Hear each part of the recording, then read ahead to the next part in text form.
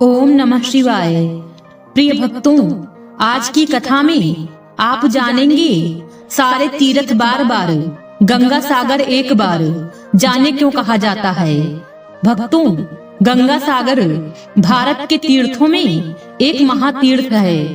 गंगा जी इसी स्थान पर आकर सागर में मिलती हैं। इसी स्थान पर राजा सगर के 60,000 पुत्रों को मोक्ष प्राप्त हुआ था। यहाँ मकर संक्रांति पर बहुत बड़ा मेला लगता है, जहाँ लाखों श्रद्धालु गंगा स्नान के लिए आते हैं। कहते हैं यहाँ संक्रांति पर स्नान करने पर अश्वमेध यज्ञ और 1000 गाय दान करने का फल मिलता है। गंगा सागर को तीर्थों का पिता कहा जाता है। कहने का तात्पर्य है कि गंगा सागर का अन्य तीर्थों की अपेक्षा अत्यधिक महत्व है। शायद यही कारण है कि जनसाधारण में यह कहावत बहुत प्रचलित है कि सब तीर्थ बार बार, गंगा सागर एक बार। गंगा जिस स्थान पर समुद्र में मिलती हैं, उसे गंगा सागर कहा गया है। गंगा सागर एक बहुत सुंदर वन द्वीप समूह है, जो बंगाल की दक्षिण सीमा में बंगाल की खाड़ी पर स्थित है। प्राचीन समय में इसे पाताल लोक के नाम से भी जाना जाता था। कलकत्ता से यात्री प्रायः जहाज में गंगा सागर जाते हैं। यहाँ मेले के दिनों में काफी भीड़ भाड़ व रौनक रहती है, लेकिन बाकी दिनों में शांति एवं एकाकीपन छाया रहता है। तीर्थ स्थान सागर द्वीप में केवल थोड़े से साधु ही रहते हैं। यह अब वन से ढका और प्रायः जनहीन है। इस सागर द्वीप में जहाँ गंगा सागर मेला होता है, वहाँ से 1 मील उत्तर में वामन खल स्थान पर एक प्राचीन मंदिर है। इस समय जहाँ गंगा सागर पर मेला लगता है, पहले यहीं गंगा जी समुद्र में मिलती थी, किंतु अब गंगा का मुहाना पीछे हट गया है। अब गंगा सागर के पास गंगा जी की एक छोटी धारा समुद्र से मिलती है। आज यहाँ सपाट मैदान है और जहाँ तक नजर जाती है, वहाँ केवल घना जंगल। मेले के दिनों में गंगा के किनारे पर मेले के लिए स्थान बनाने के लिए इन जंगलों को कई मीलों तक काट दिया जाता है। गंगा सागर का मेला मकर संक्रांति को लगता है। खाने पीने के लिए होटल, पूजा पाठ की सामग्री व अन्य सामानों की भी बहुत सी दुकानें खुल जाती हैं। सारे तीर्थों का फल अकेले गंगा सागर में मिल जाता है। संक्रांति के दिन गंगा सागर में स्नान का महात्म्य सबसे बड़ा माना गया है।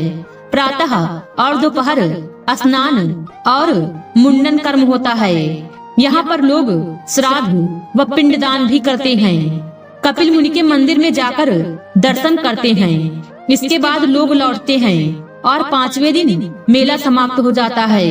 गंगा सागर से कुछ दूरी पर कपिल ऋषि का सन 1973 में बनाया गया नया मंदिर है, जिसमें बीच में कपिल ऋषि की मूर्ति है।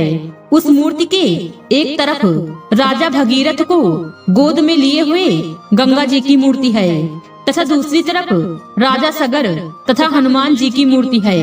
इसके अलावा यहाँ सांख्य योग के आचार्य कपिलानंद जी का आश्रम, महादेव मंदिर, योगेंद्र मठ, शिव शक्ति महानिर्वाण आश्रम और भारत सेवाश्रम संघ का विशाल मंदिर भी है।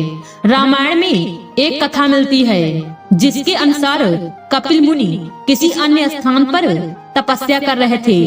ऐसे ही समय में अयोध्या के सूर्यवंशी राजा सगर एक अश्वमेध यज्ञ का अनुष्ठान करने लगे।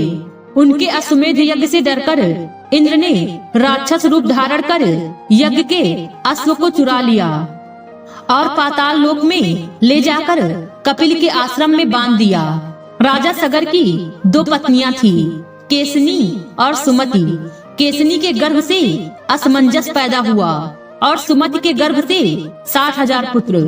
असमंजस बड़ा ही उद्धत प्रकृति का था। वह प्रजा को बहुत पीड़ा देता था, अतः सगर ने उसे अपने राज्य से निकाल दिया था। अश्वमेध का घोड़ा चुरा लिए जाने के कारण सगर बड़ी चिंता में पड़ गए। उन्होंने अपने 60,000 पुत्रों को अश्व ढूंढने के लिए कहा। 60,000 पुत्र अश्व ढूंढते ढूंढते पाताल लोक में पहुंच गए। वहां उन लोगों ने कपिल मुनि के आश्रम में यज्ञी अश्व को बंधा देखा। उन लोगों ने मुनि कपिल को ही चोर समझकर उनका काफी अपमान कर दिया। अपमानित होकर ऋषि कपिल ने सभी को श्राप दिया, तुम लोग भस्म हो जाओ। श्राप मिलते ही सभी भस्म हो गए। पुत्रों के आने में विलंब देखकर राजा सगर ने अपने पौत्र अंशुमान, जो असमंजस का पुत्र था, को पता लगाने के लिए भेजा। अंशुमान खोजते खोजते पाताल लोक पहुंचा। वहां अपने सभी चाचा को भस्म रूप में परिणत देखा तो सारी स्थिति समझ गया। उन्होंने कपिल मुनि की स्तुति कर प्रसन्न किया। कपिल मुनि ने उसे घोड़ा ले जाने की अनुमति दे दी और यह भी कहा कि यदि राजा सगर का कोई वंशज गंगा को वहां तक ले आए तो सभी का उद्धार हो जाएगा। अंशुमान घोड़ा लेकर अयोध्या लौट आया। यज्ञ समाप्त करने के बाद राजा सगर ने 30,000 वर्षों तक राज्य किया और अंत में अंशुमान को राजगद्दी देकर स्वर्ग सिधार गए। अंशुमान ने गंगा को पृथ्वी पर लाने का काफी प्रयत्न किया, लेकिन सफल नहीं हो पाया। अंशुमान के पुत्र दिलीप ने दीर्घ काल तक तपस्या की, लेकिन वह भी सफल नहीं हो पाया। दिलीप के पुत्र भगीरथ ने घोर तपस्या की। गंगा ने आश्वासन दिया कि मैं जरूर पृथ्वी पर आऊंगी, लेकिन जिस समय मैं स्वर्गलोक से पृथ्वी पर आऊंगी उस समय मेरे प्रवाह को रोकने के लिए कोई उपस्थित होना चाहिए। भगीरथ ने इसके लिए भगवान शिव को प्रसन्न किया। भगवान शिव ने गंगा को अपनी जटा में धारण कर लिया। भगीरथ ने उन्हें पुनः प्रसन्न किया तो शिव जी ने गंगा को छोड़ दिया। गंगा शिव जी के मस्तक से 7 स्रोतों में भूमि पर उतरी। हरा नदी, पावनी और नलिनी नामक 3 प्रवाह पूर्व की ओर चले गए। सीता तथा सिंधु नामक 3 प्रवाह पश्चिम की ओर चले गए और अंतिम एक प्रवाह भगीरथ के बताए हुए मार्ग से चलने लगा। भगीरथ पैदल गंगा के साथ नहीं चल सकते थे, अतः उन्हें एक रथ दिया गया।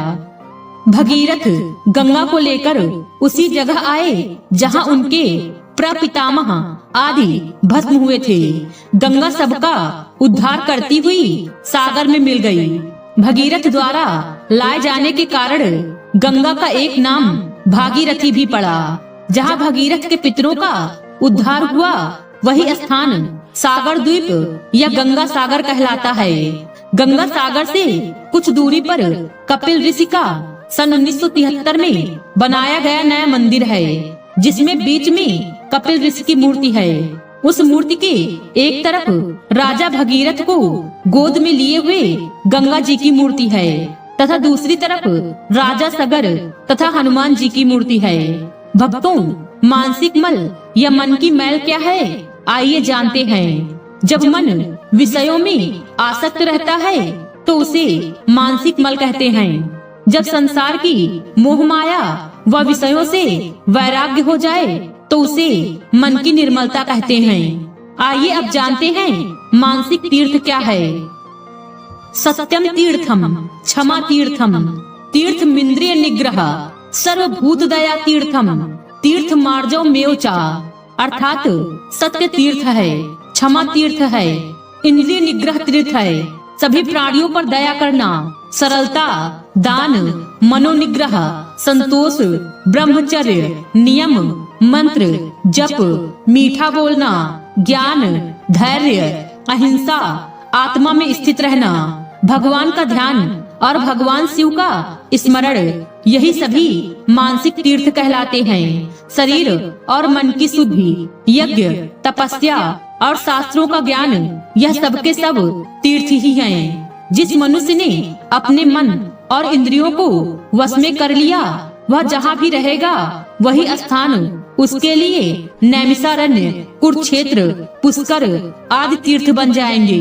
अतः मनुष्य को ज्ञान की गंगा से अपने को पवित्र रखना चाहिए। ध्यान रूपी जल से राग द्वेष रूपी मल को धो देना चाहिए। और यदि वह सत्य, क्षमा, दया, दान, संतोष आदि मानस तीर्थों का सहारा ले ले तो जन्म जन्मांतर के पाप धुलकर परम गति को प्राप्त कर सकता है। भगवान के प्रिय भक्त स्वयं ही तीर्थ रूप होते हैं। उनके हृदय में भगवान के विराजमान होने से वे जहाँ भी विचरण करते हैं वही महातीर्थ बन जाता है। जीवन का सत्य आत्मिक कल्याण है, ना कि भौतिक। भक्तों, आज की वीडियो में बस इतना ही। उम्मीद है वीडियो पसंद आई होगी। इस वीडियो में बोलते समय कोई त्रुटि हुई हो तो क्षमा करें। वीडियो पसंद आई हो तो वीडियो को लाइक और शेयर करें और चैनल को सब्सक्राइब कर दें और कमेंट बॉक्स में हर हर महादेव लिखना बिल्कुल न भूलें। मिलते हैं अगले वीडियो में। खुश रहिए और खुशियाँ बांटते रहिए। हर हर महादेव।